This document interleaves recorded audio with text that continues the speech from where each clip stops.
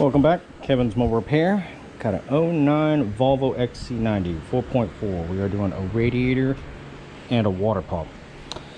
Per service manual, the radiator has to come out in order to do the water pump. So I'm going to make a two-part video on this. So this one right here is going to be for the radiator, and then the next video will be for the water pump. Fan assembly has to come out. You can take the radiator out from the bottom or the top. I chose to take it out from the top, but you can take it out from the bottom, which is what the service manual says. I didn't feel like jacking the car up in order to do so, but I took it out of the top. So either way you can do so. But here's the funny part. This little bolt hole right here, 8mm, this one right here for the fan assembly. You have to lower the radiator down, especially on the driver's side, enough to get to that bolt, which, see this little upper radiator support bracket is in the way. It actually sits like right there. So you have to lower the radiator, the entire radiator down in order to get to just that one bolt, take the fan assembly out.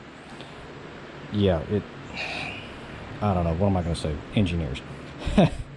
So these right here are the radiator supports.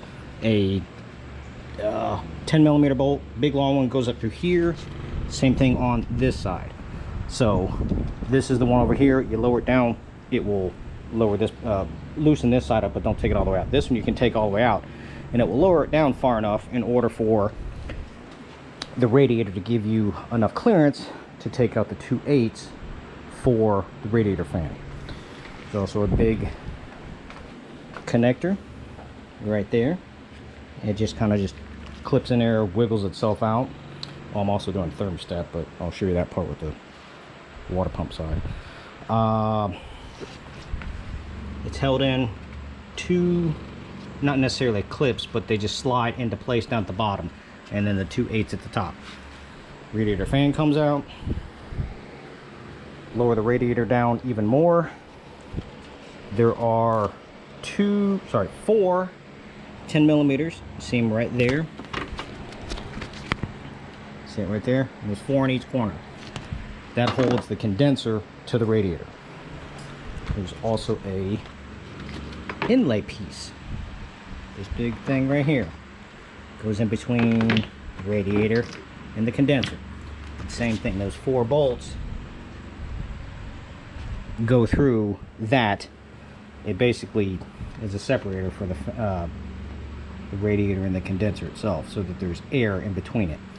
So just make sure that piece goes back in there when you take it out.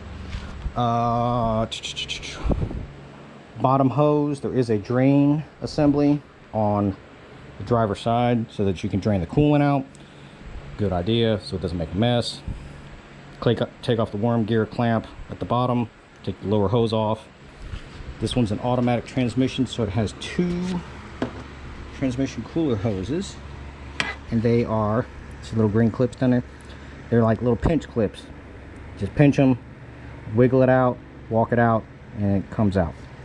Now I've got a jack under here, which I'm going to put to good use when putting this new radiator back in, so that way it holds it up into place while I bolt everything up. Otherwise you need 2 people for this. I don't have 2 people. There's my second pair of hands.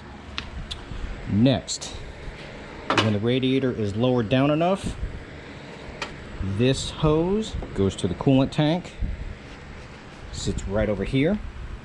This will have to be, this has a little pinch clamp.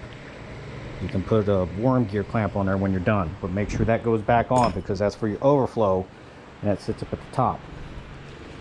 Good thing we're replacing this one, because this one broke. So a little piece right there. But other than that, the radiator's pretty straightforward. Not a whole lot of issue going on with it. Just a fun design. Sorry. That's for the power steering cooler hose. There are 2 10s that you can gain access from the bottom real easy. 2/8. About everything on here is 8mm, 8s and 10s. that is it for the radiator side. What you need to do to remove, makes it easier to get to the water pump, is right down here, which will be in another video. So stay tuned and watch that one next.